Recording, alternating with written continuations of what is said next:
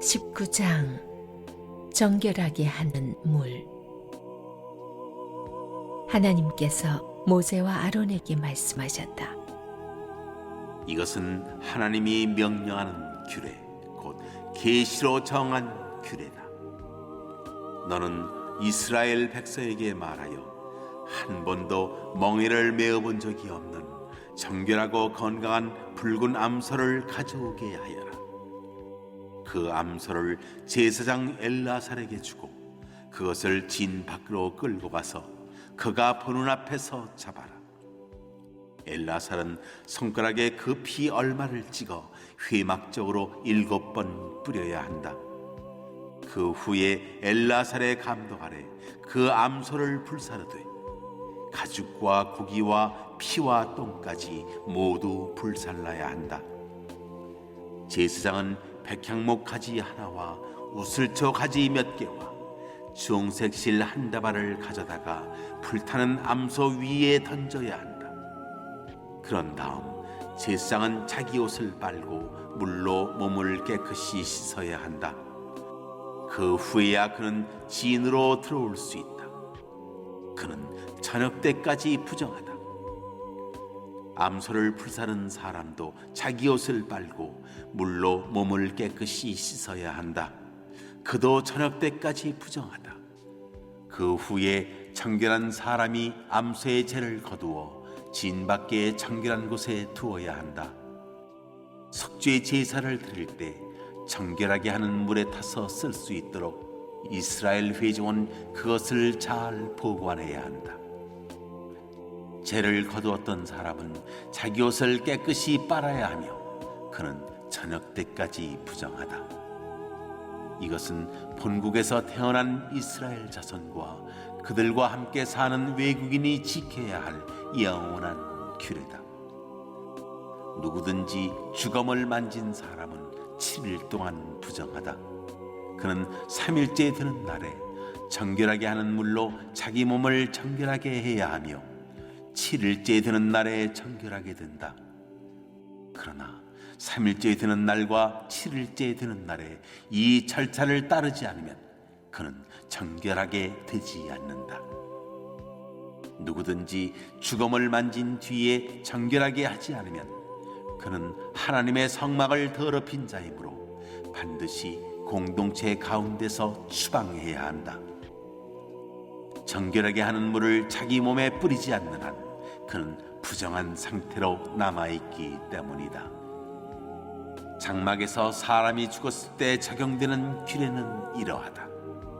그 장막에 출입하는 사람이나 이미 장막 안에 있던 사람은 7일 동안 부정하다. 뚜껑을 덮지 않은 그릇도 모두 부정하다. 넓은 들에 나가 있다가 맞아 죽은 사람의 주검이나 수명이 다해 죽은 사람의 주검이나 사람의 뼈나 무덤을 만진 사람은 7일 동안 부정하다. 이 부정한 사람을 위해서는 속죄 제물을 태우고 남은 재를 가져다가 대접에 담고 거기에 맑은 물을 부어야 한다. 정결한 사람이 우슬초 가지를 그 물에 담갔다가 장막과 거기에 딸린 모든 기구와 장막 안에 있던 사람, 살해당했거나 수명이 다해 죽은 사람의 뼈를 만진 사람, 무덤을 만진 사람에게 뿌린다. 정결한 사람은 3일째 되는 날과 7일째 되는 날에 부정한 사람에게 물을 뿌려야 한다. 그러면 부정한 사람은 7일째 되는 날에 정결하게 된다. 정결하게 된 그 사람은 자기 옷을 깨끗이 빨고 몸을 씻어야 한다. 그는 저녁 때까지 부정하다. 그러나 부정한 사람이 이 정결 과정을 거치지 않으면 그는 공동체 가운데서 추방되어야 한다. 그가 하나님의 성소를 더럽혔기 때문이다. 그는 정결하게 하는 물을 뿌리지 않았으므로 부정하다. 이것은 위와 같은 경우에 적용해야 할 영원한 규례다. 정결하게 하는 물을 뿌린 사람은 자기 옷을 깨끗이 빨아야 한다. 정결하게 하는 물을 만진 사람도 저녁 때까지 부정하다. 부정한 사람이 만진 것은 무엇이든 부정하며 부정한 사람이 만진 것을 만진 사람도 저녁 때까지 부정하다. 붉은 송아지를 태워서 만든 재를 단순히 잿물이라고 부르겠습니다. 그 재는 최종적으로 신선한 물에 타서 잿물로 만든 다음 사용하기 때문입니다. 이 잿물의 제조 절차는 다음과 같습니다. 먼저 최상의 붉은 암송아지를 고릅니다. 흠 없이 완전해야 하고 또한 멍에를 아직 매본 적이 없는 암송아지여야 합니다. 따라서 아직은 어린 암소죠. 이것은 충분히 자란 암소이기 때문에 새끼 송아지는 아닙니다. 이 암소가 새끼를 뵌 적이 있는지 여부는 본문이 문제 삼지 않고 있습니다. 붉은 소는 매우 곱고 진한 갈색의 소로 언뜻 붉게 보이는 소일 것으로 추론됩니다. 어쩌면 고대 가나안 문화권에서는 갈색을 가리키는 단어가 존재하지 않아 갈색이 홍색으로 표현되었거나 갈색 역시 홍색 범주에 포함되어 붉은 암송아지라 표현했던 것으로 보입니다. 사람들이 그 소를 골라 모세와 아론에게 가져오면 그들은 제사장 엘르아살에게 그것을 넘겨주었습니다. 엘르아살은 그 소를 진영 밖으로 끌고 나가 도살했습니다. 여기서 주어는 그가라고 되어 있으나 엘르아살이 직접 이 일을 진행했다고 볼 필요는 없습니다. 히브리어 3인칭 주어는 비인칭 주어로서 어느 누구든 될 수도 있고 그로 인해 그 문장은 빈번하게 수동태로 번역됩니다.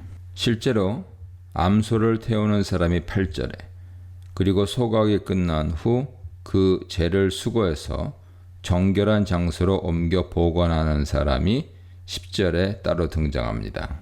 엘르아살에게 소를 넘겨준다는 진술과 더불어 이어지는 동사들의 주어가 그가라고 하는 것은 이 모든 절차가 엘르아살 책임이라는 것을 암시하는 거죠. 왜 하나님께서는 엘르아살에게 이 일을 맡기셨을까요? 재 만들기 절차 이후 잿물을 사용하는 정결례에서 잿물 뿌리기는 어떤 정결한 사람이 담당하지만 대제사장 아론이 그 모든 직무의 책임을 졌다 보는 것이 좋겠습니다.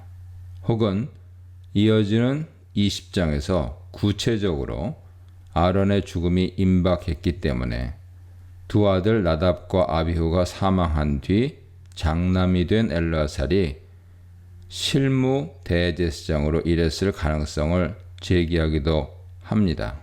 시간표상으로는 분명히 이 규례는 성막 건립과 더불어 성막 봉헌식과 제사장 임직식 직후에 레위인 임직을 위해 반포됐습니다. 붉은 암송아지는 특수한 유형의 속죄 제물로서 선취적으로 중대한 오염으로 더럽혀져 있었습니다. 이 짐승을 부정결한 것을 가장 주의하며 멀리해야 하는 대제사장이 직접 취급하는 것은 적절하지 않았습니다. 따라서 아론은 더럽혀지지 않도록 그 직무에서 배제되었다고 주장하기도 합니다. 아마 이후에도 이 원칙을 따라 붉은 암송아지 재를 만들 때마다 대제사장의 후임 내정자가 그 일을 맡았을 수도 있습니다. 엘르아살의 흥미로운 동작 한 가지가 나타나는데요. 그는 소를 진영 밖에서 죽인 다음 자신의 손가락에 그 피를 찍어 회막 앞을 향해 7번 뿌립니다. 이 피 뿌리기는 무슨 목적이었으며 어떤 효과를 창출했을까요? 분명히 이 손가락으로 피를 7번 흩뿌리는 동작은 속죄제의 가장 특징적인 의례이기도 합니다. 레위기 4장, 16장 참조하세요. 이것이 그 암소를 거룩하게 만드는 효과를 낸다고 주장하기도 하고 성막을 씻는 동작이라고 해석하기도 합니다.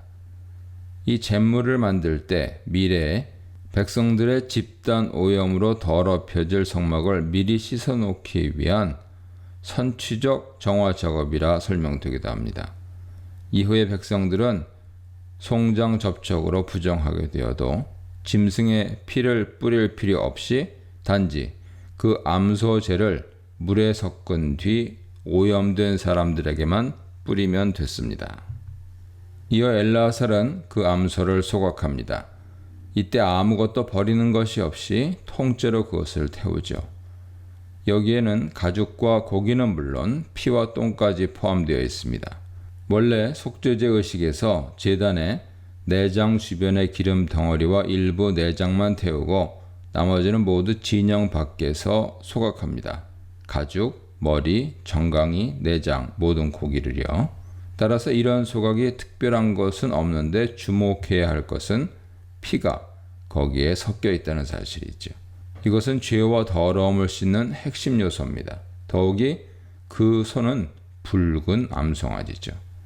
소가 붉은색을 띈다는 것 또한 우연이 아닙니다. 분명히 피와 관련된 색깔의 선택입니다. 이어지는 추가물들은 이것을 더욱 분명하게 확증합니다. 이 암소 전체를 소각할 때 엘르아살은 거기에 백향목과 우슬초와 홍색 실을 준비해 불 속에 던져야 합니다. 이것들은 정결리에서 흔하게 한 묶음을 이루면서 어떤 대상을 씻는 기능을 하지요. 보통 신선한 물이 담긴 대접에 백향목과 홍색 실을 담근 다음 우슬초로 그 물을 흠뻑 적셔서 사람이나 건물에 뿌립니다. 백향목은 붉은색을 띤 나무였으며 홍색 실과 더불어 핏빛이 더 진하게 나도록 물에 담갔습니다. 우슬초는 강력한 정화의 힘을 지닌 나무로 간주되었고 백향목과 홍색실은 피를 상징했죠. 피와 관련된 이러한 특징들은 분명히 그 죄의 씻는 기능을 강하게 암시하기 위함입니다. 피와 더불어 그것을 상징적으로 더욱 진하게 만드는 붉은 백향목, 홍색 실 및 우슬초를 섞어 태운 그 붉은 암소는 집단으로 부정하게 된 사람들의 더러움을 궁극적으로 씻기 위함입니다. 7절로 10절입니다. 암소를 태워 제를 만드는 모든 절차를 마친 후 제사장 엘르아살은 옷을 빨고 물에 몸을 담가 목욕을 한 뒤에 진영으로 복귀합니다. 그리고 저녁까지 기다리면 날이 바뀌면서 정결하게 되죠. 이어 그 죄를 불사른 사람도 동일한 절차를 거쳐 자신의 정결함을 회복합니다. 이것은 속죄일 예전에서 숫소와 순염소를 진영 밖에서 태운 사람 및 아사셀 염소를 광야에 보낸 자가 자기 진영에 복귀할 때의 절차와 동일합니다. 이러한 정결 절차는 그 붉은 암송아지가 더럽혀졌다는 반증이죠. 붉은 암송아지를 태운 죄는 진영 밖의 정한 곳에 보관합니다. 이곳은 제단에서 생긴 죄를 버리는 장소이기도 합니다. 아마 그곳의 특정 공간이 붉은 암송아지의 죄를 보관하는 장소였던 것 같습니다. 이 죄는 필요할 때만 꺼내서 사용했습니다. 그 용도는 이어지는 단락에서 자세히 그리고 31장 19절 이하에서 보충적으로 설명됩니다. 이 죄는 신선한 물에 섞어 부정을 씻는 물, 메니다를 만드는 데 사용됩니다. 이것이 속죄죄니라 라는 진술은 중요하죠. 암소 소각의 임무와 죄를 옮기는 임무를 각기 다른 사람이 맡은 것으로 보입니다. 죄를 거둔 사람도 마찬가지로 옷을 빨고 목욕을 한 후 복귀합니다. 제2법에서 옷을 빨라는 지시에는 일반적으로 목욕이 전제되어 있죠. 이 법의 적용 대상은 이스라엘 백성뿐만 아니라 체류 중인 외국인에게도 적용되는 영원한 율례입니다. 이 문단에서는 소의 피로 성막 씻기, 잿물 만들기, 송아지 태운 자의 복귀에 대해 묵상해 보시기 바랍니다. 11, 13절입니다. 사체와 접촉한 사람이 정결케 되기 위해 앞서 제조법이 설명된 재가 사용됩니다. 그 재는 물에 타서 잿물로 만들어 오염된 사람에게 뿌립니다. 셋째 날과 일곱째 날에 그 잿물을 뿌려야 합니다. 12절에 잿물로 자신을 정결하게 하라 하는 진술과 관련하여 히브리어 원문에서는 잿물이 없이 단순히 스스로 정결케 하라라고 되어 있습니다. 그러나 이어지는 13절에서 그 물이 언급되어 있으므로 여기는 잿물을 뿌리는 것이 전제되어 있다 보는 것이죠.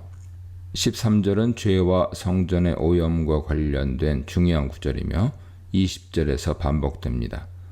만일 송장과 접촉한 사람이 잿물을 사용하는 정결 절차를 따르지 않는다면 그는 여호와의 성막을 더럽힌 결과를 낳고 그에 따른 대가로 제명, 끊어짐의 형벌을 당할 것입니다. 사람이 송장과 접촉해서 더럽혀질 때 성막도 더럽혀진 것이며 그것에 대한 즉각적인 조치를 취하지 않은 이유로 형벌을 받게 된다 하는 입장도 있습니다. 그 사람이 송장과 접촉하여 더럽혀진 순간 성막도 오염되는 것이 분명합니다. 그러나 성막은 이미 선취적으로 씻어놓은 상태이므로 오염된 사람에게만 잿물을 뿌리면 그는 정결함을 회복하여 정상이 됩니다.